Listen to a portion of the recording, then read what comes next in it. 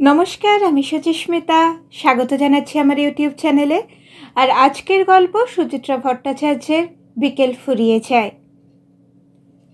School থেকে বেরিয়ে minute 15 হাঁটার পর গলির মুখে এসে দুজন দুদিকে, মানসী মানে মানি বাই, আমি ডান দিকে ঘুরে বাদিক ধরে সোজা এক ছুটে বাড়ি ঢুকতেই কাঁধের ব্যাগ ছিটকে গেল খাটের উপর।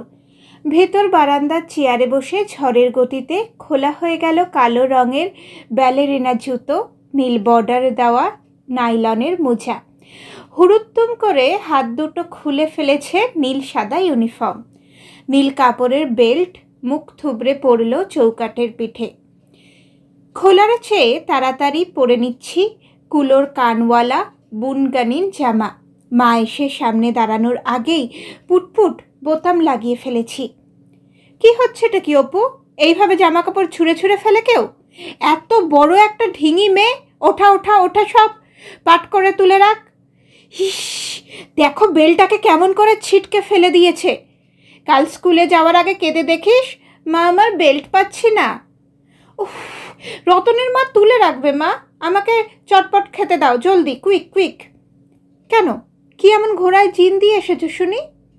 বলার সময় নেই, একটা শব্দ এখন সময়ের অপচয়। হাতের চঞ্চল আঙুলগুলো ঘুরে বেড়াচ্ছে খাবার টেবিলের গায়ে। ঢাকা বাটির বুকে নাক ঝুঁকে পড়ল। এ কি, মাছ রাখুনি? ভাত খাবো কি দিয়ে? কে তোমাকে আজ ভাত খেতে দিচ্ছে শুনি? চিড়ে ভেজানো আছে, দই দিয়ে আম দিয়ে মেখে খেয়ে নে। কিরে, হাত না ধুয়েই বসে পড়লি যে? তোর কি ঘেন্না পিত্তিও নেই রে? যা আগে হাত মুখ ধুয়ে আয়, যা বলছি। ধমক খেয়ে দম বন্ধ করে দৌড় চানের ঘরে। হাতে পায়ে মুখে এলোপাথারি জল ছিটোতে মায়ের গলা শুনতে পাচ্ছি। এখনো এত কিসের খেলার নেশা? বড় হয়ে গেছে, এবার ছুটোছুটি লাফালাফি বন্ধ করো। মেয়েরা বড় হয়ে গেলে এভাবে আর ট্যাং করে নেচে বেড়ায় না, লোকে কি বলবে? উফ, আজকাল সারাক্ষণ ওই একটাই কথা, বড় হয়েছ। মা যে কি না, বড় হয়েছে বলে সবসময় ঘরে বন্দি থাকতে হবে নাকি? কই, দাদার বেলায় তো কথা শুনতে পাই না। নাকি ছেলেরা বড় হয় না? মেয়েদের বেলাতেই শুধু যত রাজ্যের সীমা টানা, শরীরে ভাঙচুর, নিয়ম করে লজ্জাজনক কষ্ট পাওয়া। ভাল লাগে না, বড় বিশ্রী। এভাবে মেয়েদেরই কেন শুধু ডাক টেনে বড় করে দেওয়া হয়? খাবার টেবিলে ফিরে আসার পরও মার একঘেয়ে সুর কানের কাছে পো। আগেকার দিনে 13-14 বছরে মেয়েদের বিয়ে হয়ে যেত, শ্বশুরবাড়ি গিয়ে সব ঘরকন্যা করতো। আর আমার এই ধাড়ি মেয়েটাকে দেখো। রোজকার সুর এক কানের পর্দা ভেদ করে অন্য কান দিয়ে বেরিয়ে যাচ্ছে। চিরতা খাওয়া মুখে চিড়ে দই আম গিলছি। ইহ, আজ একটু লুচি করতে পারোনি? হ্যাঁ, রোজ লুচি। কোনো কাজে হাত লাগানোর তো নাম নেই, শুধু লম্বা হুকুম। আমের আটি পিছনের উঠোনে ছুঁড়ে দিয়ে উঠে দাঁড়ালাম। বাঁ হাতে বালতি থেকে আছলা করে জল নিয়ে ধুয়ে নিচ্ছি ডান হাত। ভিজে হাতেই দৌড়। এতক্ষণে নিশ্চয়ই পিছনের গলিতে চক দিয়ে দাগ পড়ে গেছে। এক্ষুনি শুরু হয়ে যাবে আমাদের লম্বি ধাতসি খেলা। আমি কি আজও শেষে পৌঁছাবো? কক্ষনো না। মায়ের চিৎকার তাড়া করে চলেছে পিছনে। একটা কথাও কানে তোলে না। সাপের 5 পা দেখেছে না? আজ আসুক তোর বাবা, তোমার হবে। কথাগুলো ফুসমন্তরে ঠিকরে গেল পাড়ার বাতাসে। প্রায় প্রতিদিন এভাবেই শুরু হতো আমার 13 বছরের বিকেল। পড়াশোনা, স্কুল, আবার পড়াশোনার ফাঁকে এইটুকু এক রত্তি নিঃশ্বাস নেওয়ার সময়। একেবারে নিজের মতো করে বুক ভর্তি শ্বাস টানা। এর মধ্যেই বড় জোর কোনো দিন অদল বদল হতো খাওয়ার মেনুতে অথবা খেলায়। বড় জোর মায়ের গলার সুর বদলে যেত মালকোষ থেকে দরবারিতে, কাফি থেকে ইমনে, ঝিঝিট থেকে খামবাজে। তবে ব্যাপারটা ছিল মোটামুটি এই রকমই। বিকেল মানেই গাঢ় হলুদ রং, বিকেল মানেই সোনার পিরিচে সূর্যের আলো ঠিক রচ্ছে, বিকেল মানেই মোড়ের জামরুল গাছের পাতাগুলো হলুদ মেখে কাঁপছে এলোমেলো। এক কোর্ট থেকে আরেক কোর্টে লাফ দিয়ে চলে যাচ্ছি।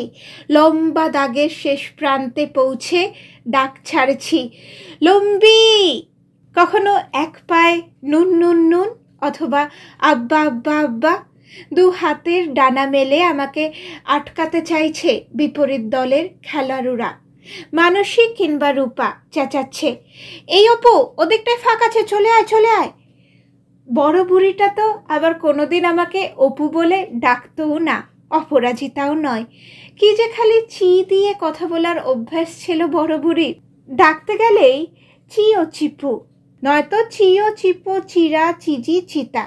বাপরে, পারতো বটে। অমন একটা লম্বা নামে আমিও দিব্যি সাড়া দিয়েছি। তখন আসলে নাম নয়, ডাক নয়, চোখ বুঝে শুধু শেষ ঘরে পৌঁছনোর দিকে মন। যেন ওই ঘরটাতেই লুকিয়ে আছে আমার প্রাণ ভোমরা। খেলা নিয়েই আরিভাব, ঝগড়াঝাটি, এমনকি বন্ধুর সঙ্গে মুখ দেখা দেখিও বন্ধ।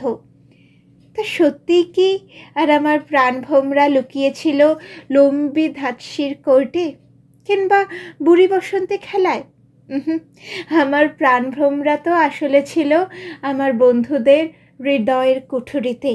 সেটা মনে প্রাণে টের পেলাম 14 বছর বয়সে পৌঁছে। স্কুলে আমরা 4 জন খুব বন্ধু ছিলাম সেই সময়। আমি, মানসী, দীপিকা আর অর্চনা। মানসী কাছেই থাকে, সে আমার পাড়ারও বন্ধু। দীপিকা, অর্চনা দূরে দূরে। দীপিকা ভবানীপুর, অর্চনা রাসবিহারীতে। তো একদিন হলো কি, ক্লাস 8-এর হাফ ইয়ারলি পরীক্ষার ঠিক আগে হঠাৎ কথা নেই, বার্তা নেই, পরপর 5 দিন স্কুলে এলো না দীপিকা। আমরা ভেবে আকুল। শেষে ঠিক করলাম ওর বাড়িতেই খোঁজ করতে যাব। বিকেলবেলা 3 জনে মিলে ট্রামেতে উঠে পড়লাম। ঠিক নামলামও যদুবাজার স্টপে। তারপর কাছে ঠিকানা নেই। আগে মাত্র একবারই গেছি ওদের বাড়ি। তবু খুঁজে খুঁজে শেষে বার করা গেল পুরনো দোতলা বাড়ি। বাইরে প্লাস্টার খসা, কালচে শ্যাওলার দাগ প্রাচীন বাড়ির শরীরে। দোতলার ঝুল বারান্দায় নকশা করা কাঠের রেলিং। দরজা জানালাগুলোর মাথায় অর্ধবৃত্তাকারে লাল সবুজ কাচ বসানো। কাঠের প্রকাণ্ড সদর দরজার এপারে কয়েক সেকেন্ডের জন্য দাঁড়িয়ে পড়েছিলাম 3 জনে। ভরা বিকেলেও কেমন যেন থমথমে করেছে চারিদিক। কে জানে বাবা, এই বাড়িটাই তো, দেখাই যাক না। সাহস করে মানসী আগে দরজা ঠেলতেই সিংহ দুয়ার খুলে গিয়ে সামনে এক শ্যাওলা ধরা উঠোন। উঠোনের মাঝখানে মানুষ সমান এক চৌবাচ্চা, পাশ দিয়ে লোহার রেলিং দেওয়া সিঁড়ি দোতলায় উঠে গেছে। ডাকবো কি ডাকবো না করেও অর্চনা ডেকে ফেলেছে, দীপিকা। গোটা বাড়ি ভুতুরে রকমের স্তব্ধ। বার দুয়েক ডাকার পর দোতলায় খুট করে একটা শব্দ। নিচ থেকেই সোজা দেখতে পাচ্ছি কালচে সবুজ দরজা খুলে গেছে। বাদামি লুঙ্গি আর স্যান্ডো গেঞ্জি পরা একজন বেরিয়ে এলো।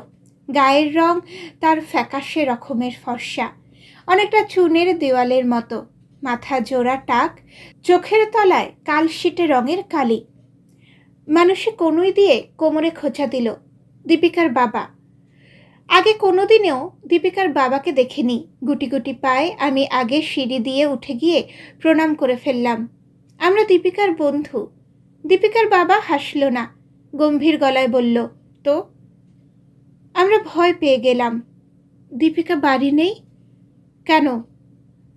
না মানে, ও আসলে কদিন স্কুলে যাচ্ছে না তো, আর যাবে না।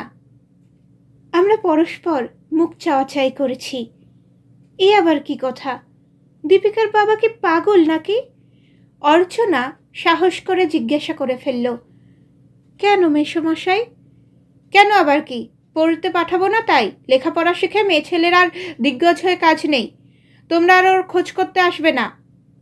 ভদ্রলোকের কথায় এমন একটা ঝাঁজ ছিল যার তোরে আমরা হুড়মুড়িয়ে সিঁড়ি বেয়ে নিচে নেমে গেছি। চলে যাওয়ার জন্য উঠোনও পেরিয়েছি। হঠাৎই দোতলার কোনো ঘর থেকে ছিটকে এসেছে দীপিকা। হ্যাঁ অপু, মানি, অর্চনা, তোরা যাস না প্লিজ, তারা। সঙ্গে সঙ্গে পুরুষ কণ্ঠের হুঙ্কার, খবরদার খোকো, এক পাও বেরোবে না। কেন বেরোবো না? নিশ্চয়ই বেরোবো, আমি স্কুলে যাব, পড়াশোনা করব। দীপিকার পরনে আধ ময়লা স্কার্ট ব্লাউজ, চোখ মুখ ফোলা ফোলা, চুল দেখে মনে হয় বেশ কদিন চান করেনি। আমরা থমকে দাঁড়িয়ে পড়লাম। দীপিকার বাবা দীপিকার হাত চেপে ধরল। আমি তোমাকে বেরোতে বারণ করেছি খুকু, যাও ঘরে যাও। দীপিকা জোর করে হাত ছাড়াতে গেল, অমনি গালে সপাটে এক চড়। আমাদের সামনেই ঘাড় ধরে হাঁচড়াতে হাঁচড়াতে দীপিকাকে ঢুকিয়ে দেওয়া হলো ঘরে, দিয়েই দরজায় শিকল। কি হলো, তোমরা এখনো দাঁড়িয়ে আছো কেন? দীপিকার সঙ্গে দেখা হবে না, যাও। অর্চনা আত্মনাদ করে উঠল, আপনি ওকে ওভাবে মারলেন? দীপিকার বাবা উত্তর দিল না, একই রকম কড়া চোখে তাকিয়ে রইল আমাদের দিকে। আমরা বেরিয়ে এলাম। রাস্তায় এসে ওর মুখের দিকে তাকাচ্ছি। কেসটা কি বলতো? কেমন যেন মিস্টেরিয়াস না? আবার কি কথা? পড়তে দেবে না কেন? কেন ঘরে আটকে রাখবে? ওর মাকেও তো দেখলাম না, মা কিছু বলছে না বাবাকে? অর্চনা বলল, অন্য কোনো গণ্ডগোলও হয়ে থাকতে পারে। দীপিকা কারোর সঙ্গে প্রেম করেছে নাকি, সেটাই জানতে পেরে হয়তো। ধর, ওর লাভার থাকলে আমরা জানতে পারতাম না? তাহলে দেখ, ওর বাবা হয়তো কোনো মালদার অশিক্ষিত বনেদি পাত্র জোগাড় করে ফেলেছে, ও হয়তো বিয়ে করবে না বলে জেদ ধরেছে তাই। আমরা তিনজনেই মোটামুটি শেষ সম্ভাবনাটার ব্যাপারে একমত হলাম। আবার মনটাও কেমন খুঁতখুত করতে লাগলো। এরকমও হয়? একবার মনে হলো হতেও তো পারে। এই তো সেদিন বি সেকশনে ভারতী দিন 15 ডুব মেরে আচমকা এক মাথা সিঁদুর নিয়ে ভেসে উঠল স্কুলে। কি হাসি খুশি হাবভাব, কথায় কথায় গড়িয়ে পড়েছে বন্ধুদের গায়ে। শাখা চুরিতে ঝমঝম আওয়াজ তুলে অসভ্য গল্প বলছে নিজের সম্পর্কেই। সে যাই হোক, ভারতের কথা ভাবতে একটুও ইচ্ছে করেছিল না আমাদের। দীপিকার কথা ভেবেই সুন্দর সোনালি বিকেলটা কেমন যেন পাংশু মেরে গেল। একটা একদম অচেনা যন্ত্রণা আমাদের বিকেলের ফুসফুসটাকে নিগড়ে নিচ্ছে। এক বুক মন খারাপ নিয়ে যে যার বাড়ি ফিরে গেছি। খুব মন খারাপ আমাদের। পরদিন, তার দিনও লম্বে ধাস্যির কোট হঠাৎই কেমন বিস্বাদ। আমি মানসীর বাড়িতে যাই, মানসী আমাদের বাড়িতে আসে। কোনো দিন অর্চনাও আসে। বারান্দার ধাপিতে সিঁড়ির কোনায় বয়ে যায় আমাদের পাংশু বিকেল। সবাইকে চমকে দিয়ে হাফিয়ালি পরীক্ষার দিন আচমকা হাজির দীপিকা। সাদা ব্লটিং পেপারের মতো মুখ, সেলাই করা ঠোঁট, ঘাড় নিচু করে পরীক্ষা দিয়ে গেল একের পর এক। আমরা কথা বলতে গেলে ও উদাসীন চোখে শুধু জানালার বাইরে তাকিয়ে থাকে। পরীক্ষা শেষ হলো। আমরা তিনজন গোলা পায়রা হয়ে উড়তে উড়তে বাড়ির কাছে হতশ্রী পার্কটায় গিয়ে বসলাম। প্রচুর কথা জমেছে বুকে, প্রচুর। ঠিক তখনই দীপিকা আমাদের খুঁজে বার করেছে পার্কটাতে। আমরা হতবাক। দীপিকা আমাদের পাশে বসে অন্যমনস্কভাবে ঘাস ছিঁড়ে দাঁত দিয়ে কাটল একটুক্ষণ। কিছু বুঝি বলতে চায়, পারছে না। এক সময় দুম করে অর্চনাকে জড়িয়ে ধরে হাউ হাউ করে কেঁদে উঠল। ওরকম বুক ফাটা কান্নায় আমার আর কোনো বন্ধুকে কাঁদতে দেখিনি আগে। কখন যেন অর্চনাও কাঁদতে শুরু করেছে, মানসীও। দেখা দেখি আমিও। কেন কাঁদছি না জেনে অবিরাম কেঁদে চলেছি আমরা। তারই মধ্যে হেঁচকে তুলতে তুলতে দীপিকা বলল, তোরা শুনলে আমার গায়ে থুতু দিবি, কিন্তু তোদের ছাড়া আর কাদেরকেই বা বলবো বল? আমার আর বাঁচতে ইচ্ছে করছে না রে। আমাদের কান্না ফুরলো। কেন রে, কি হয়েছে আমাদের খুলে বল? তুই মরতে যাবি কেন? আমরা আছি না। দীপিকার ভারী ভারী চোখ স্থির কয়েক পলকের জন্যে। আমার মা পালিয়ে গিয়েছিল। মা পালিয়ে গিয়েছিল? বাক্যটার অর্থ ঠিকঠাক বুঝতে পারলাম না। আমার কাছে তখনও মা হলো গিয়ে মা, সামান্য ছুটো নাতায় যে কান ডলবে, চুলের মুঠি ধরবে, বক বক করে নাড়িয়ে দেবে কানের পোকা, যত সব অপ্রিয় কুখাদ্য খেতে বাধ্য করবে, আমাদের, আর সুযোগ পেলেই বাবার কাছে 3কে 7 করে বলে বকুনি খাওয়ানোর চেষ্টা করবে। পুজোর সময় 2 সাইজ বড় জামা কিনে তাই পরতে বাধ্য করবে। কশ্চিৎ কখনো দাদাকে লুকিয়ে ফুচকা আলু কাবলির পয়সা দেবে আমাকে। সেই মাকে কখনো পালাতে পারে? বললাম, ফ্যাট, কি বলছিস তুই? মা কালীর দিব্যি, সত্যি মা পালিয়েছিল রবিন কাকার সঙ্গে। রবিন কাকাটাকে? ও, তোদেরকে তো রবিন কাকার কথা বলিনি।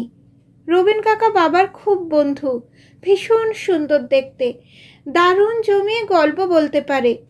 গুড ফ্রাইডের আগের দিন সন্ধেবেলা মা আর রবিন কাকা কী সব যেন কিনতে বেরিয়েছিল, তারপর আর ফেরে না। বাবা বারবার বাস রাস্তায় যাচ্ছে আর আসছে। মাঝরাতে রবিন কাকার বাড়িতে গিয়েও খুঁজে এলো। নীলা কাকিমা মানে রবিন কাকার বউ বাচ্চা কোলে কাঁদতে কাঁদতে সেই রাতে আমাদের বাড়িতে চলে এসেছে। বাবা রাত ভোর অবিরাম গজরাচ্ছে। সে কি খারাপ খারাপ গালাগাল, আছড়ে আছড়ে সব জিনিসপত্র ভাঙছে আর লাল চোখে তাকাচ্ছে আমার দিকে। কাল থেকে যদি বাড়ির বাইরে পা রাখিস কেটে আদিগঙ্গায় ভাসিয়ে দেব। ভোর হতেই কাকিমাকে নিয়ে নালিশ করতে থানায় ছুট। তোরা যেদিন এলি সেদিনই থানা থেকে পুলিশ এসেছিল বাড়িতে। খোঁজ খবর করে নাকি জেনেছে মাকে আর রবিন কাকাকে হাওড়া স্টেশন থেকে ট্রেনে উঠতে দেখা গেছে। তারপরেই বাবার আবার নতুন করে আস্ফালন। শুনতে শুনতে কাঁটা দিচ্ছিল সর্বাঙ্গে। নিজের বাবা মা চোখের সামনে দুলে উঠছে, দুলে দুলে ভেঙে যাচ্ছে, যেভাবে পাথর পড়ে ছায়া ভাঙে শান্ত দিঘির জলে। তারপর তো হাফিয়ালি পরীক্ষার 4 দিন আগে মা নিজে নিজেই এসে উপস্থিত, যেন কিছুই হয়নি, যেন জাস্ট পাশের বাড়ি থেকে বেরিয়ে ফিরল। মাকে দেখেই বাবা সে কি মেজাজ, এমন চোটপাট শুরু করলো যে মজা দেখতে বাড়ি ভর্তি লোক জমে গেল। ভাবলেই আমার, বলতে বলতে আবার কেঁদে ফেলেছে দীপিকা। আমরা ওর মাথায় পিঠে হাত বোলাচ্ছিলাম, ও কেঁপে কেঁপে উঠছিল কান্নার দমকে। আমি মরে যাব রে, আমি মরে যাব। মানুষে নিচু স্বরে জিজ্ঞাসা করল, আরে তোর মা কি বলল? মা তো বাবার থেকেও বেশি চেঁচাচ্ছিল। বলল, বেশ করেছি গেছি, আমার যেখানে ইচ্ছে যাব, যখন খুশি ফিরব। তুমি কৈফিয়ত চাওয়ার কে? মধুমাতালের ঘর করি, পুরুষ মানুষ হয়ে 1 পয়সা রোজগার করার মুরদ নেই? তোর বাবা মদ খায়? খায় না আবার, প্রায় রাত্রেই তো চুর হয়ে যায়। এবার আর নিজের বাবা নয়, এবার চোখের সামনে হারুর বাবার ছবি। হারুর বাবা আমাদের পাড়ার গোকুল পরমাণিক গলির মোড়ের খুদে সেলুনটার মালিক। সেই গোকুল কাকা যখন রোজ রাত্রিরে সামনের রাস্তা দিয়ে ঢেউ ভেঙে ভেঙে হেঁটে যায়, তখন কাজের শেষে ফুটপাত জুড়ে তাস পেটাতে বসা বদ্রী ঠাকুর, সুরিন্দর ঠাকুররা চেঁচায়, अरे ओ गोकुल दा, संभल के चलो, संभल के, अगर तुम्हारा भाई सबा। গোকুল কাকা সঙ্গে সঙ্গে গর্জে ওঠে। ছুটতে থাকে খিস্তির ফোয়ারা। কোন শালা আমায় ভাইস দেখায় রে? আমি কি কারোর মায়ের ভাতারের পয়সার মাল খাই? ভাইস নিয়ে গোকুলের সঙ্গে চালাকে চলবে না। হ্যাঁ, বলতে বলতে সোজা হেঁটে নেমে যায় পাশের নর্দমায়, এই 1 হাঁটু পাকে। সেখান থেকেও চলে তার গালাগালির পিচকিরি। আমি আর দাদা তো খড়খড়ি ফাঁক করে হেসে কুটিপাটি। মা দেখলেই টেনে সরিয়ে দেয় আমাদের। বাবা হুঙ্কার ছাড়ে, এই গোকুলে কি হচ্ছেটা কি? এটা ভদ্রলোকের পাড়া, বলেই রেডিও শব্দ বাড়িয়ে দেয় 2 গুণ। দৃশ্যটা ভাবতেই পেট গুলিয়ে হাসি এলো আমার। নিজের মনে ফিক করে হেসেও ফেলেছি। অর্চনা কটমট করে তাকালো আমার দিকে, তারপর দীপিকার কাঁধে হাত রাখলো আলতো। আগে এসব কথা বলিসনি তো কোনোদিনও। দীপিকা হাঁটুতে মুখ গুজল। এসব কথা কি বলে বেড়ানো যায়? সত্যিই তো বাবা কিছু করে না। দাদু মানে আমার মার বাবার রেখে যাওয়া টাকাতেই তো সংসার চলে আমাদের। বাড়িটাও তো দাদুর, বাবা তো ঘরে জামাই। ঘর জামাই শব্দটাও খট করে বেজেছে কানে। তখনও জানতাম ঘর জামাই শব্দটা একটা প্রায় গালাগাল। নিজের শব্দকোষে গালাগালির সংখ্যা তখনও বড় অপ্রতুল। শালা শব্দটাকেই কি যে নিষিদ্ধ গর্হিত মনে হতো তখন। ঘর জামাই ঠিক ততটা খারাপ না হলেও আমাদের বাড়ির ভোজপুরি ধোপা সুর করে গাইতো, পহেলা কুত্তা পালতু কুত্তা, দুসরা কুত্তা ঘর জামাই। আমি জিজ্ঞাসা করে ফেললাম, কেন, তোর বাবার ঘরদোর কিছু নেই? থাকবে না কেন? সেখান থেকে ভাইরা তাড়িয়ে দিয়েছে বহুদিন। আমরা কাকা জ্যাঠারা কেউ বাবার মুখ দেখে না। কান্নার সঙ্গে তীব্র বিষ উগরে দিচ্ছিল দীপিকা। বিষ নয়, ঘৃণা। নিজের বাবা মার প্রতি ঘৃণা, জীবনের প্রতি ঘৃণা, গোটা বিশ্ব সংসারের উপর ঘৃণা। সঙ্গে একই কথা, বাঁচব না, বাঁচব না। আর আমি তখন চোখের সামনে দেখতে পাচ্ছিলাম আবার বাবা মার মুখ। বাবা মানে যেমন হওয়া উচিত, অন্তত আমার তখনকার ধারণায়। আমার বাবা তো তেমনই। বাবা মানে একটু গম্ভীর ধরনের একটা মানুষ, বেশি কথা বলে না। সকালবেলা ঘুম থেকে উঠে বাজারে যায়, ফিরে এসে মন দিয়ে খবরের কাগজ পড়ে। তারপর চান খাওয়া সেরে মার হাতে তৈরি টিফিনটা নিয়ে সারা দিনের মতো অফিস চলে যায়। ফেরে সেই রাস্তার আলোগুলো জ্বলে যাওয়ার পর সন্ধেবেলা নিয়ম করে রেডিওতে খবর শোনে। মাঝে মাঝে আমাদের অঙ্ক ইংরেজি দেখিয়ে দেয়। কখনো কখনো ঠোঙা ভর্তি গরম জিলিপি কিনে আনে মোড়ের দোকান থেকে। কখনো বা বৎসরকার আমটা, লিচুটা, জামটাম। আর হঠাৎ হঠাৎ পড়া ধরে বকাঝকা করে ভীষণ। এই বাধা ধরা সংজ্ঞার বাইরেও তবে অন্য রকম বাবা আছে। বাবা মানেই তবে সম্পূর্ণ বিশুদ্ধতা নয়। বাড়ি ফিরে সেদিন বারবার সন্দিগ্ধ চোখে তাকাচ্ছিলাম নিজের বাবা মার দিকে। মুখের উপর কোনো মুখোশ আছে কি? হয়তো আছে, হয়তো বা নেই, কে জানে। ক্লাস 8 থেকে 9-এ ওঠার পরীক্ষায় খুব খারাপ রেজাল্ট করলো দীপিকা। সায়েন্স তো পেলই না, প্রমোশনটাও অন ট্রায়াল। বড়দিনের ছুটির সময় খবর পেলাম ওকে অন্য কোথাও যেন পাঠিয়ে দিচ্ছে ওর রবিন কাকা আর মা। সেখানেই হোস্টেলে থেকে পড়াশোনা করবে। এরপর ওর আর কোনো খোঁজখবর পাইনি। দীপিকা ক্রমশ হারিয়ে গেছে আমার বিকেল থেকে। এখন বন্ধু বলতে আমরা দুজন, আমি আর মানসী। অর্চনা মাঝে মাঝে আসে বিকেলবেলায়, তবে মাঝে মাঝেই। ক্লাস 9-এ ওঠার পরেই পড়াশোনা নিয়েও ভীষণ সিরিয়াস হয়ে উঠেছিল। রোগাসোগা মেয়ে, নানা রকম অসুখেও ভুগত মাঝে মাঝে। স্কুল থেকে ফিরে আমি আর মানসী হেঁটে বেড়াই এদিক ওদিক। তখন আর আমরা শিশু নই। কেঁচো ব্যাঙের প্রজনন প্রণালী পড়তে রোমাঞ্চ বোধ করি। পুংকেশর গর্ভকেশর মিলন কল্পনা করেই পুলকিত হই। লুকিয়ে লুকিয়ে মানুষদের ছাদে বসে লেডি চ্যাটারলিস লাফারের অনুবাদ পড়ে শিউরে উঠি। কিছু দাগ দেওয়া পাতা বেছে বেছে পড়তে থাকি বারবার। রবিবার দুপুরে অনুরোধের আসরে শোনা কোনো গানের মোহ জড়ানো বিভ্রমে আপ্লুত হই সারা সপ্তাহ। দূরের কোনো বাড়িতে গ্রামোফোন রেকর্ডে বাজতে থাকা গানে মোর কোন ইন্দ্রধনু শুনতে শুনতে বইয়ের অক্ষরগুলো চোখের সামনে থেকে ভোজবাজির মতো মিলিয়ে যায়।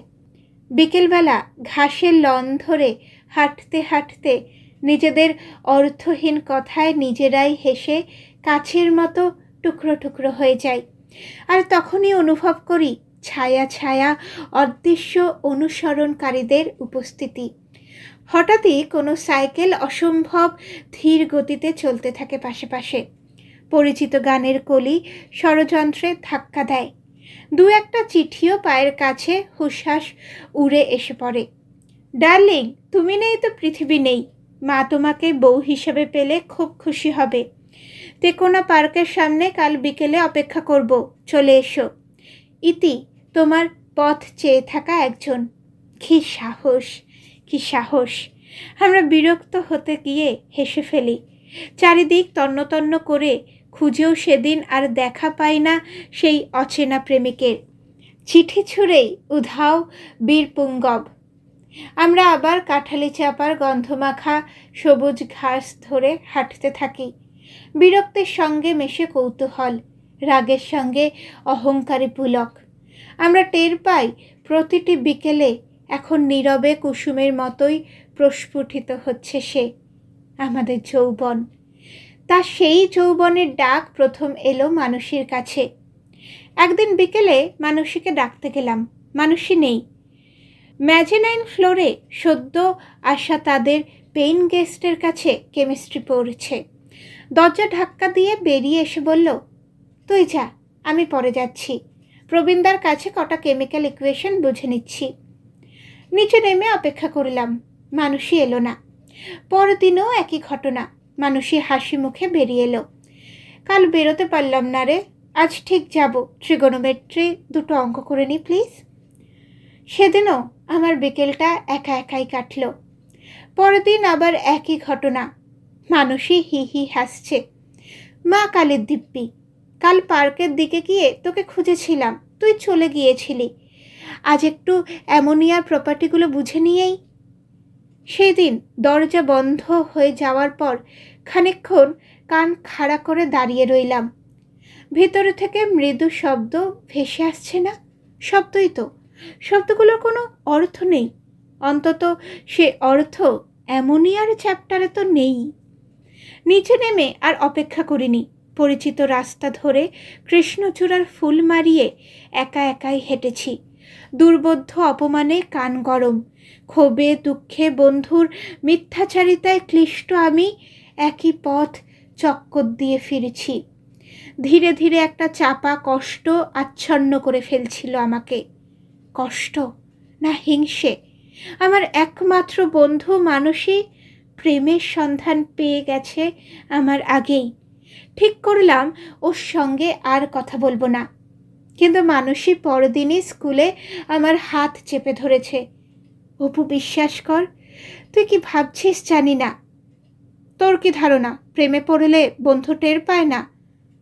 মানুষই মুহূর্তের জন্য লাল। প্রবীরদার সঙ্গে তোর পরিচয় নেই না রে, চল আজ তোর সঙ্গে আলাপ করিয়ে দেব। আমি আলাপ করে কি করব? তোর লাভার তুই। হা অপু, ছেলে মানুষই করিস না। জানিস তোর কথা কত বলেছি প্রবীরদাকে, তোকে আজ নিয়ে যাবই। আমি তখন অনেক উপন্যাস পড়ে ফেলেছি, জানি প্রেমের সিনে তৃতীয় ব্যক্তিকে বলে কাবাব মে হাড্ডি, তাছাড়া আমি কেন ওদের মধ্যে? মানুষই কানের কাছে মুখ নিয়ে এলো। ভাবতে পারবি না প্রবীরদা কি ভীষণ রোম্যান্টিক। সেদিন আমার হাত ধরতে, দেখ দেখ, ভাবতেই আমার কেমন গায়ে কাঁটা দিয়ে উঠছে। আমার তখন হিংসে ভেসে গেল কৌতূহলে। কি কথা হয় রে তোদের দুজনের? কত কথা। মানুষই গা মুছরল। এই আমি কি ভালোবাসি, ও কি ভালোবাসে, আমার বাবা মা কেমন, ওর দেশে কে কে আছে, এই এমএসসি করে ও কি করবে, বিয়েতে কারুর আপত্তি হবে কি না, এইসব। তোরা বিয়ের কথাও ভেবে ফেলেছিস? হ্যাঁ, ভাববো না? তাড়াতাড়ি বিয়ে না করে ফেললে ওর যদি অন্য কারোর দিকে মন ঘুরে যায়? যা, প্রকৃত ভালোবাসা থাকলে লক্ষ বছর অপেক্ষা করা যায়। প্রাজ্ঞ প্রেমিকার মতো বললাম। তুই লায়লা মাজনু পড়িসনি? হিররাজ না? তুই ঠিকই বলেছিস রে, প্রবীরদাও তাই বলে। বলে দরকার হলে 10 বছর অপেক্ষা করব। বলে তুমি আমার জন্যই অপেক্ষা করবে তো? মা কালীর দিব্যি, আমারও তো ধৈর্য নেই রে। মানুষের কথার ভঙ্গিতে হেসে গড়িয়ে পড়েছিলাম আমি। কোনো রকমে বললাম, বালিকা রহু ধৈর্যং, রহু ধৈর্যং। একদিন বিকেলে অর্চনার বাড়ি গিয়ে একটা বই নিয়ে ফিরে দেখি মানুষই আমাদের বাড়িতে বসে দিব্যি তেঁতুলের আচার খাচ্ছে। আমাকে দেখে চোখে আঙুল, ঠোঁটে এক রহস্যময় ইঙ্গিত করে বলে উঠল, কিরে, কাল যাচ্ছিস তো? কোথায়? কেন, তুই কাল স্কুল থেকে যাচ্ছিস না বেনহার দেখতে? স্কুলে টাকা জমা করিসনি? ভীষণ চমকেছি। মানুষের কথা মার কানেও গেছে। মা আমাকে জিজ্ঞেস করলো, তুই তো বলিসনি বাড়িতে এসে। মানুষের রহস্যময় ইঙ্গিত ততক্ষণে বুঝে গেছি। বললাম, সে তো কাল টাকা দিলেও হবে। আমি ভেবেছিলাম আজ তোমাদের জিজ্ঞেস করে। দাদা ভেতরকার বারান্দায় বসে জলখাবার খাচ্ছিল। সদ্য তখন ফার্স্ট ইয়ারে পড়েছে। বারান্দা থেকে চেঁচিয়ে বলল, যা যা দেখে আয়, যা একটা চ্যারিয়েট রেস আছে না। রাস্তায় এসে মানসীকে বললাম, ব্যাপার কি রে, গুল মারলি কেন? মানসী আমার কাঁধ জড়িয়ে ধরল। মা কালীর দিব্যি, প্রবীরদা এমন করে তোর সঙ্গে আলাপ করতে চাইল। ইস, চাইলেই হলো, আমি আলাপ করলে তো। প্লিজ অপু, ও 3টে টিকিট কেটে ফেলেছে, জঙ্গলির, শাম্মী কাপুর আর সায়রা বানু। স্কুল থেকে বেরোবি কি করে? আমি কাল স্কুল যাচ্ছি না। তুই টিফিনের সময় পেট ব্যথা ট্যাথা বলে কিছু একটা বলে বেরিয়ে আসিস প্লিজ। মিথ্যে কথা বলতে কি যে বুক টিপ টিপ করেছিল স্কুলে। হলে পৌঁছেও মনে হয় জন অরণ্যের প্রতিটি মানুষ যেন আমার ভীষণ পরিচিত। সকলেই যেন এক দৃষ্টে তাকিয়ে আছে আমারই দিকে, যেন এক্ষুনি বাড়ি গিয়ে জানিয়ে দেবে মা বাবাকে। অল্প বয়সী যে কোনো ছেলে দেখলেই মনে হয় দাদার বন্ধু না। হল অন্ধকার হতে তবে হাঁপ ছেড়ে বাঁচলাম। এ তো আর বাবা মার সঙ্গে শ্রী শ্রীমা, পথের পাঁচালী, লালু ফুলু কি কাবুলিওয়ালা দেখা নয়। এ হলো সব থেকে প্রাণের বন্ধু আর তার প্রেমিকের সঙ্গে বসে প্রায় নিষিদ্ধ এক হিন্দি সিনেমা দেখা, যার এক বর্ণ ভাষাও আমার বোধগম্য নয়। চোখের সামনে শুধু এক উদ্দাম দস্যু পুরুষ ইয়াহু চিৎকার করে ঝাঁপিয়ে পড়েছে পদ্মের পাপড়ির মতো কোমল আর রূপসী এক প্রেমিকার ওপর। বরফের দৃশ্য দেখতে দেখতে আমারই যেন গায়ে জ্বর এসে গেল। প্রতিপলে পাশে বসা প্রেমিক যুগলের ফিসফিসানিও কানে আসছে। অন্ধকারেও টের পাচ্ছি মানুষের শরীরকে বের দিয়ে আছে প্রবীরদার বলিষ্ঠ হাত। শোয়ের আগেই আলাপ হয়েছিল প্রবীরদার সঙ্গে। হাফ টাইমে 2-1টা টুকটাক কথা। পর্দায় যখন বুনো প্রেম শেষ হলো তখন আর ভয় সংকোচ নেই। মুখে আমার কথার খই ফুটেছে। তারপর মশাই, হেই যে আমাকে পাপের ভাগী করলেন, তার শাস্তিটা পাবে কে? প্রেমিক প্রেমিকার মাঝে ঈশ্বরও থাকতে ভয় পান। আমি তো নেহাতি এক ফচকে শয়তান। কি করে যে বলছিলাম এসব কথা, তা যাই হোক, হল থেকে বেরিয়েই আমি আর মানুষই আলাদা, প্রবীরদা আলাদা। বাসে উঠে প্রবীরদা দূরের সিটে, সম্পূর্ণ অন্যমনস্ক মুখ, এক অচেনা তরুণ। পাড়ায় এসে উত্তেজনায় ফেটে পড়েছিল মানুষই। এই অপু, বল না কেমন লাগলো প্রবীরদাকে? গম্ভীর বিচারকের মুখে রায় দিলাম, মন্দ নয়, বেশ উইটি, তোর টেস্ট আছে। মানুষে বিশাল লম্বা নিঃশ্বাস ফেলল। যাক, আমার যা ভাবনা হচ্ছিল। সময়ের মনে সময় এগোয়। বর্ষা, শরৎ, হেমন্ত ফুরিয়ে শীত এসেছে। অ্যানুয়াল পরীক্ষা চলাকালীন বারান্দায় দাঁড়িয়ে রাস্তায় পাড়ার জুনিয়র মেয়েদের খেলা দেখছি। সেই দিনই অঙ্ক পরীক্ষা ছিল। ট্রিগোনোমেট্রিটা ভালো হয়নি, সেজন্য মনটাও বেশ খারাপ। পরদিনই বায়োলজি পরীক্ষার জন্যে পড়তে বসায় তেমন উৎসাহ পাচ্ছি না। এমন সময় মানুষই এলো। তার মুখ চোখও কেমন আনমনা। আমারই পাশে দাঁড়িয়ে খেলা দেখছে, অথচ কোনো কিছুই যেন দেখছে না। গত কমাস ধরে ওর যেন কীরকম ছাড়া ছাড়া ভাব। প্রায় বিকেলে কোথাও না কোথাও অভিসারে নিপাত্তা হয়ে যায়। পুজোর কদিন একটি সন্ধেতেও ওর টিকি দেখা যায়নি। একদিন জিজ্ঞাসা করেছিলাম, খুব সাহস বেড়েছে দেখছি, মাসিমা যদি জানতে পারে। তুই কি ভাবছিস মা কিছুই আন্দাজ করে না? প্রবীরদাকে মারও খুব পছন্দ, হবে না এবার কেন বল? ব্রাইট স্টুডেন্ট, অত সুন্দর চেহারা, ভালো ফ্যামিলি, দেশে কত জমিজমা বাড়িঘর। তাই তোর এত সাহস? আজ বেলুর, দক্ষিণেশ্বর, কাল সিনেমা, পরশু লেক, খুব চালাচ্ছিস। তো এখনও কি শুধু হাত ধরা ধরেই, না একটু এগিয়েছে? যা! প্রচণ্ড জোরে চিমটি কেটেছিল মানুষই।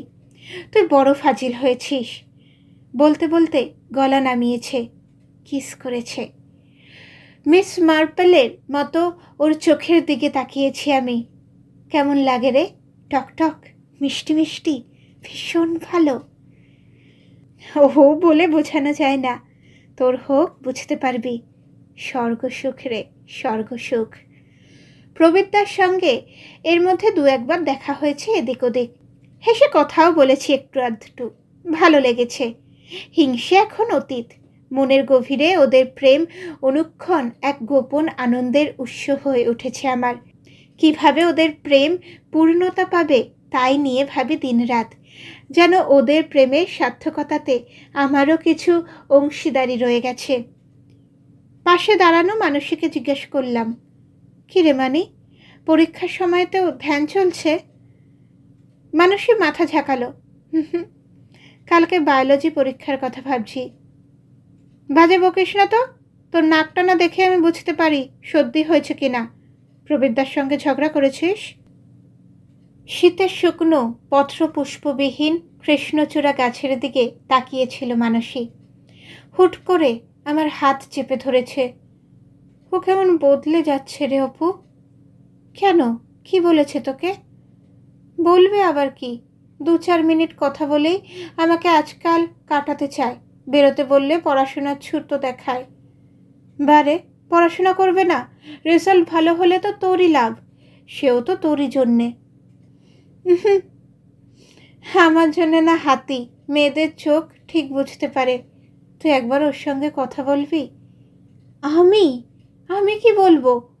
সদ্য পড়া উপন্যাস উগরে দিলাম মানসীকে। দেখ মানি, প্রেম হলো এক ধরনের সাধনা, ব্রত। দুজন নারী পুরুষের মধ্যে চিরন্তন সম্পর্কের ইমারত গড়ে ওঠার শক্ত ভিত। এখানে তৃতীয় মানুষের ভূমিকা নেই রে। প্রবীরদাকেও তো দেখেছি, মিথ্যে ভাবিস না। প্রবীরদা খুবই ভালোবাসে তোকে।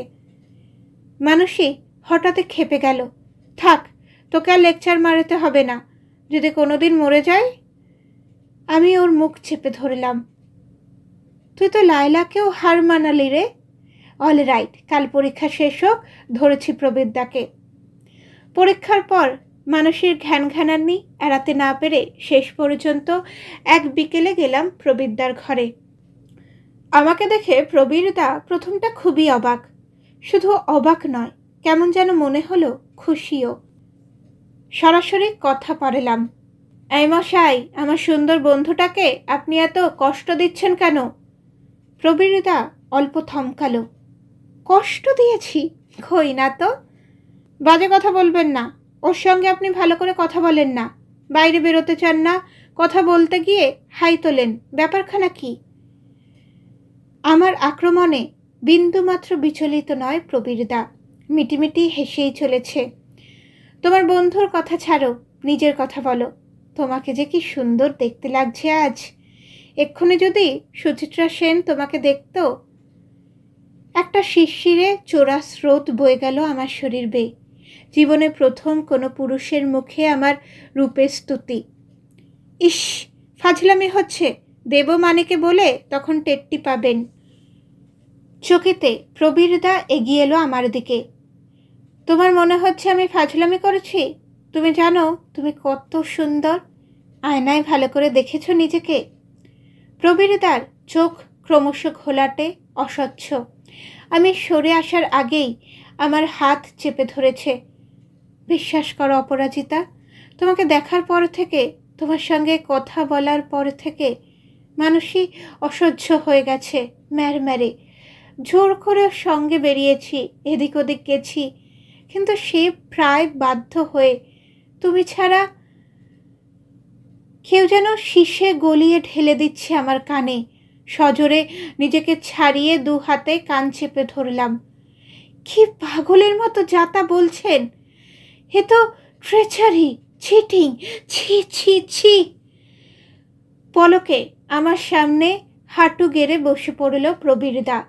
2 হাতে জড়িয়ে ধরেছে আমার কোমর। এক ধাক্কায় ফেলে দিয়ে ছিটকে এসেছি ভেজানো দরজার কাছে। নিচু স্বরে হিস হিস করে উঠলাম, জানোয়ার, জানোয়ার কোথাকার। মানি একটা জানোয়ারকে ভালোবেসেছিল। নিচে উদ্বিগ্ন মানুষের সামনে এসে দাঁড়ানোর সময়ও হৃৎপিণ্ড পাগলা ঘন্টি বাজাচ্ছে। মুঠো শক্ত করে চোয়াল ঘষলাম। মানুষই যেন কিছু আঁচ করতে না পারে। কি বলল রে? কিছুই না, এমনি হাসি ঠাট্টা করেছিল। শক্ত রাখতে গিয়েও আমার গলা কেঁপে গেল। তুই ওকে ভুলে যা মানি, ও বোধহয় অন্য কাউকে। মানুষে অন্ধের মতো আঁকড়ে ধরল আমাকে। বলল সে কথা, বলল আমাকে ভালোবাসে না। বলেনি, কথা শুনে মনে হলো। আমি ঢোক গিললাম। হয়তো ইউনিভার্সিটিতে কাউকে, হয়তো নিজের দেশেরই কেউ। মানুষই এক ছুটে দোতলার সিঁড়ির কাছে গিয়ে ধপ করে মাটিতে বসে পড়ল। দু হাঁটুতে মুখ গুজে ভেঙে পড়েছে শব্দহীন কান্নায়। কান্নার দমকে ফুলে ফুলে উঠেছে। আমারও চোখ ফেটে যাচ্ছিল। নিজেকে প্রাণপণে সামলানোর চেষ্টা করেছি। কাঁদিস না মানি, একটা নোংরা বাজে লোকের জন্য তুই কাঁদবি কেন? ও তোর মতো মেয়ের কান্নার যোগ্যই নয়। বলতে গিয়ে বমি এসে যাচ্ছে। তখনও যেন আমার শরীরটাকে চাটছে ওই পুরুষ নেকড়েটা। নেকড়ে নয়, শিয়াল। এই তবে প্রেম। ঘেন্না, ঘেন্না, ঘেন্না। এরপর বেশ কিছুদিন কেমন যেন থম মেরে গিয়েছিলাম আমরা। মানসী তো পুরোপুরি বিধ্বস্ত, মানসিকভাবে, শারীরিকভাবেও। নিয়ম মতো স্কুলে যায়। এক একদিন বিকেলবেলা জোর করে ওকে টেনে বাইরে বার করি। কখনো নিজেই বাড়িতে বসে থাকি চুপচাপ। চোখে জমে থাকে বিষাদের বরফ। তবে সময় তো সম্মোহনের মন্ত্রমাখা একমুখী ধাবমান তীর। সেই সম্মোহনেই বিষাদ মুছে যায়, নিরাময় হয় শোকের ক্ষত। সেই সম্মোহনেই প্রথম পুরুষের দেওয়া অপমান ভুলি আমরা। আবার নতুন করে হাঁটতে শুরু করি হলুদ বিকেলে। ঘুমন্ত রিস্কাওয়ালার কাঁধের গামছা চুরি করে হাসিতে গড়িয়ে পড়ি। পাড়ার ছোট মেয়েদের সঙ্গে দাগ বসন্তি খেলায় মেতে উঠি একাধ দিন। দাদার কাছে বাধ্য ছাত্রীর মতো বসে অ্যালজেব্রা কষি দুজনে। আমরা দুজনেই ঠিক করেছি হায়ার সেকেন্ডারির পরে ডাক্তারি পড়ব। হাজার হাজার রোগী আসবে আমাদের কাছে, তাদের কাছে আমরাই ঈশ্বর। ভাবলেই কি যে শিহরণ জাগে। তার জন্যে অবশ্য ভালো রেজাল্ট করা দরকার। অর্চনার চিন্তা নেই, ও যা লেখাপড়ায় ভালো, ডাক্তারিতে চান্স পাবেই। তবে ইদানিং মেয়েটা একটা বিশ্রী মাথার যন্ত্রণায় মাঝে মাঝেই বড় কষ্ট পায়। 11-এ ওঠার পর থেকে তো প্রায়ই কামাই করেছে। প্রিটেস্টের আগে পাক্কা 20 দিন দেখা নেই। এখন আর অর্চনার সঙ্গে তেমন যোগাযোগ না থাকলেও পুরনো একটা টান তো আছেই। সেই টানেই আমি আর মানুষই ওকে দেখতে গেলাম। অর্চনাদের বাড়িটা আগে একতলা ছিল, এখন দোতলা, 3 তলা উঠে গেছে। লোহার ব্যবসায় অর্চনার বাবা জ্যাঠার নাকি এখন দারুণ রমরমা। বাড়ির সামনে বেশ খানিকটা জায়গা জুড়ে সুন্দর বাগান। বাগানের ঠিক মাঝখানে একটা গন্ধরাজ ফুলের গাছ। সাজানো বাগানের মাঝে আলটপকা গাছটা কেমন যেন বেমানান। অর্চনা দোতলার ঘরে শুয়েছিল, আমাদের দেখে উঠে বসেছে। খুবই রোগা হয়ে গিয়েছিল কদিনে, চোখের তলায় নীলছে ছোপ। ক্ষীণ স্বরে ডাকল, আয়, এতদিন পরে খোঁজ নিতে এলি। মানসী বলল, রোজই ভাবি আসবো, হয়ে ওঠে না রে, এত পড়ার চাপ। আমি ঢোক গিললাম। শুধুই কি পড়ার চাপ? যোগাযোগের অসুবিধে, নাকি অন্য কারণও আছে? নিজেদের তৈরি করা জগতে ডুবে আমি আর মানসী একটু স্বার্থ সচেতন হয়ে যায়নি কি? নিজেদের নিয়েই নিজেরা মগ্ন থাকি। দীপিকার কথাও তো আজকাল মনে পড়ে না আমাদের। অপরাধী মুখে প্রশ্ন করলাম, এখন কেমন আছিস? অর্চনার মা ঘরেই ছিল, করুণ স্বরে বলে উঠল, দেখো না, এত ডাক্তার দেখানো হলো, এবার আর মাথার ব্যথাটা কিছুতেই যেতে চাইছে না। হঠাৎ হঠাৎ বেড়ে যায়। তখন কি যে হয়ে যায় ওর, হাত পা ছুড়িতে থাকে, চোখ উল্টে যায়, গো গো শব্দ ওঠে গলা থেকে, দেয়ালে পাগলের মতো মাথা ঠোকে। তখন ডাক্তারবাবুরা কি বলছেন? এক এক ডাক্তারের এক এক মত। মাথার ছবিও তো তোলা হলো, কিছু পাওয়া গেল না। কেউ বলছে এ এক ধরনের হিস্টেরিয়া, কেউ বলছে নার্ভের দোষ, কেউ বলছে ব্রেনে কোথাও কিছু হয়েছে। অর্চনার মা দীর্ঘশ্বাস ফেলল। কি যে হলো! অর্চনা চোখ বুজে ফেলল। ঠোঁট দুটো কেমন সাদাটে হয়ে গেছে। কাপা গলায় বলল, কবে যে আবার স্কুল যেতে পারবো? মানুষই বলল, ওষুধ পড়েছে তো, দেখ না, 2-4 দিনের মধ্যেই ভালো হয়ে উঠবি। আমাদের কথাবার্তার মাঝে অর্চনার জেঠিমা আমাদের জন্যে সিঙ্গারা মিষ্টি নিয়ে এসেছেন। অর্চনার মার মতো এর কপালেও এক ধ্যাবরা সিঁদুর, সিথি ঝবঝবে লাল। ঘরেও এরা খুব দামি দামি তাঁতের শাড়ি পরেন। অর্চনার জেঠিমার চেহারা বেশ দশাসই। অর্চনার মার মতো রোগাসোগা ছোটোখাটো নয়। ছোট চোখ দুটো জগদ্ধাত্রী ঠাকুরের মতো বড় বড়, টানা টানা। তিনি বললেন, আর গুচ্ছের ওষুধ খাইয়ে কাজ নেই, ডাক্তারদের কেরামতি বোঝা গেছে। পরশু গুরুদেব এসে পড়েছেন, তার ছোঁয়াতেই অনু আমাদের ঠিক সেরে উঠবে। রাস্তায় এসে মানুষকে বললাম, কি হয়েছে বলতো? ডাক্তাররা ধরতে পারছে না কেন? কে জানে, ডাক্তাররা তো আর ধন্বন্তরী নয়, অনেক অসুখী তো আছে, ধরা পড়ে না। বড় বড় ডাক্তাররাও। তার মানে ডাক্তার হলে আমরাও অনেক রোগ ধরতে পারবো না বল? রোগী মরে যাবে। মানুষই হেসে ফেলল। আগে থেকে এত ঘাবড়ে যাচ্ছিস কেন? হয়তো ওরা যাদের দেখিয়েছে তারা ধরতে পারেনি। বিজ্ঞান এখন অনেক উন্নতি করেছে, কত সব জটিল রোগের ওষুধ বেরিয়ে গেছে। আমি বললাম, তাছাড়াও মাথার উপর তো ভগবান আছেন, অর্চনাকে ভগবানই ঠিক ভালো করে দেবেন। মানুষই অল্প উত্তেজিত হলো। ওষুধ না খাওয়ালে ভগবানের বাপারও সাধ্যি নেই ওকে ভালো করার। শুনলি না ও জেঠিমা কি বলল? তোর ওটা কথার কথা, নিজের ছেলে মেয়েকে কেউ ওষুধ না খাইয়ে থাকতে পারে? দেখ, হয়তো গুরুদেবী কিছু ওষুধ বেষুধ জানেন, ওর ওষুধেই হয়তো ভালো হয়ে যাবে অর্চনা। তখনও আমাদের মনে এরকমই একটা সাদামাটা সরল বিশ্বাস, জীবনের প্রতি, মানুষের প্রতি, ঈশ্বরের প্রতি। বাড়ি ফিরেও তাই ঠাকুর প্রণাম করতে গিয়ে মনে মনে বলছি, হে ঠাকুর, অর্চনাকে তুমি ভালো করে দিও, যে করেই হোক। এরপর কদিন প্রিটেস্টের চাপে অর্চনাকে আর দেখতে যাওয়া হয়নি। পরীক্ষা শেষ হওয়ার ঠিক পরেই একদম স্কুল গিয়ে দেখি আমাদের ক্লাসের মেয়েরা এক জায়গায় জটলা বেঁধে দাঁড়িয়ে কি যেন বলা বলি করেছে। তখনও প্রেয়ারের সময় হয়নি। অন্যদের মতো আমি আর মানুষীও ভিড়ে ঢুকে পড়লাম। কি হয়েছে রে? ওমা, তোদের সঙ্গে এত ভাব তোরা জানিস না? অর্চনা মা কালী হয়ে গেছে, ওদের গুরুদেব নাকি বলেছেন। পুরোটা শোনার আগেই প্রার্থনার ঘণ্টা পড়ে গেল। খোলা আকাশের নিচে সার বেঁধে দাঁড়িয়ে আমরা হাত জোর করে গাইছি, তোমারই গৃহে পালিছ স্নেহে, তুমি ধন্য ধন্য হে। ক্লাসে ফিরে আবার সেই জটলা, আবার সেই রোমহর্ষক আলোচনা। মানুষই জিজ্ঞেস করল, তোরা কেউ নিজের চোখে দেখেছিস? কে আর চোখ ঘোরালো? দেখে কাজ নেই, যা শুনেছি তাই যথেষ্ট।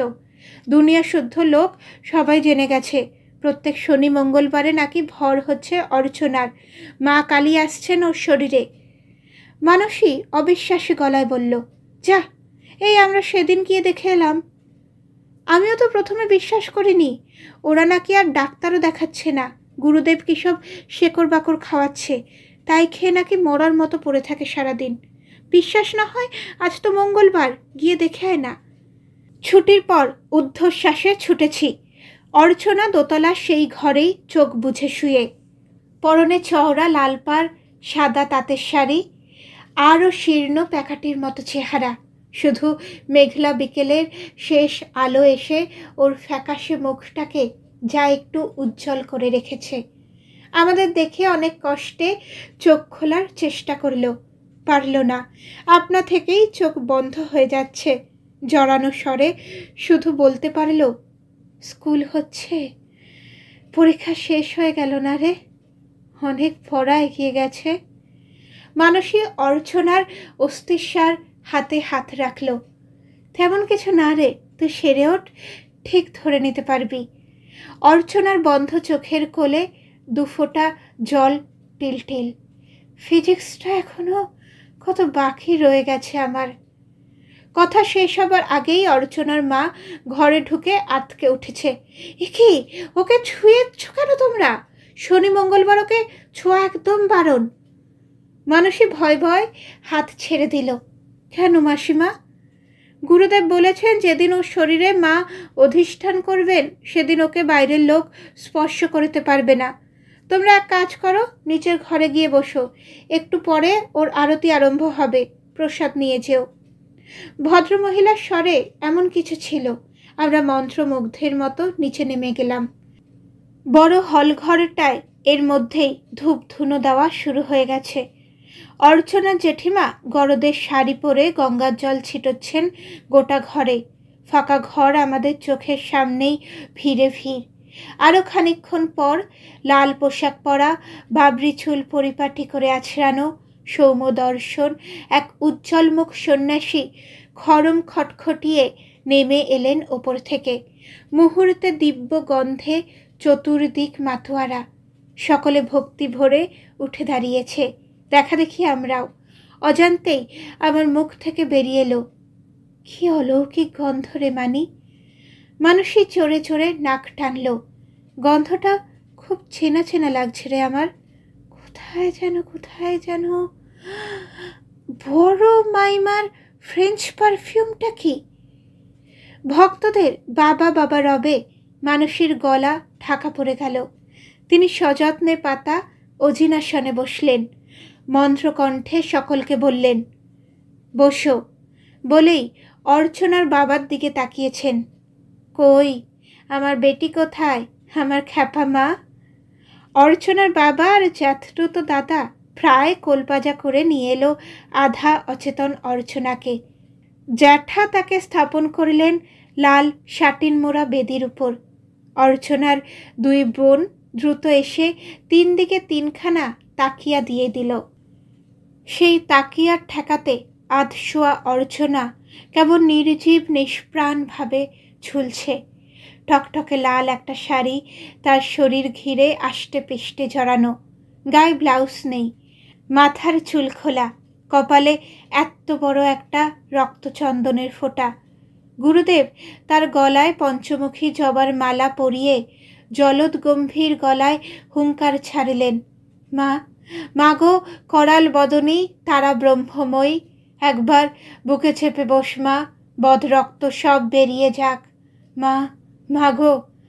চিৎকারের জন্য কিনা জানি না, অর্চনার স্থির শরীর একটু নড়ে চড়ে উঠল। তারপর আচমকাই গলা থেকে ছিটকে এসেছে গোগো শব্দ। ঠোঁট বেয়ে কষ গড়াচ্ছে।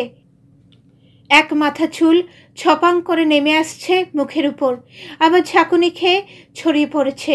ঘর জুড়ে অস্ফুট মা মা ধ্বনি। আচমকা কে যেন কাসর বাজাতে শুরু করলো। অর্চনার মা শাঁখ বাজাচ্ছে। বাবা জ্যাঠা জেঠিরা ষষ্ঠাঙ্গে প্রণত মেয়ের পায়ের কাছে।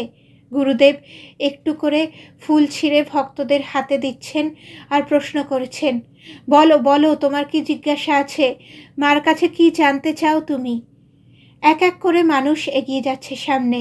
মাকে প্রণামী দিয়ে জানতে চাইছে নিজের ভূত ভবিষ্যৎ। আর গুরুদেব মায়ের থর থর ঠোঁটের কাছে মুখ নিয়ে গিয়ে শুনে নিচ্ছেন উত্তর।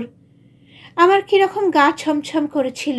সুগন্ধি ধোঁয়ায় সব আবছা হয়ে আসছে। হঠাৎ দেখি নীল সাদা স্কুল ইউনিফর্ম পরা মানুষই এগিয়ে যাচ্ছে বেদের দিকে। একেবারে সামনে গিয়ে প্রশ্ন করল, মা, আমাদের অর্চনা কবে ভালো হবে মা? এবার আর গুরুদেব অর্চনার দিকে ফিরলেন না। মানুষীকে কাছে টেনে নিয়েছেন।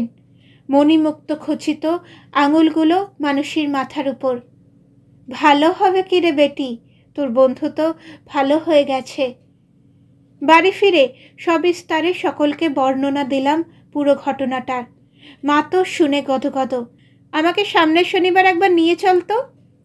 বাবা ধমকে উঠল, খবরদার না, যত সব বুঝলো কি ভণ্ডামি। দাদা বলল, পুলিশে খবর দেওয়া উচিত, গুরুদেবটাকে ইমিডিয়েটলি অ্যারেস্ট করুক। আমি তর্ক করে উঠলাম, কেন, তিনি কি দোষ করেছেন? তার ওষুধ খেয়ে মাথার যন্ত্রণা আর একটুও নেই অর্চনার, সেটা জানিস? তাছাড়া আমরা নিজের চোখে দেখে এসেছি ওর ভেতরে সত্যি সত্যি মা কালী। দাদা রেগে গেল। হায়ার সেকেন্ডারি দিবি, এখনও এত গাধার মতো কথা বলিস কি করে রে অপু? আমি দাদার উপর খুব রেগে গেলাম।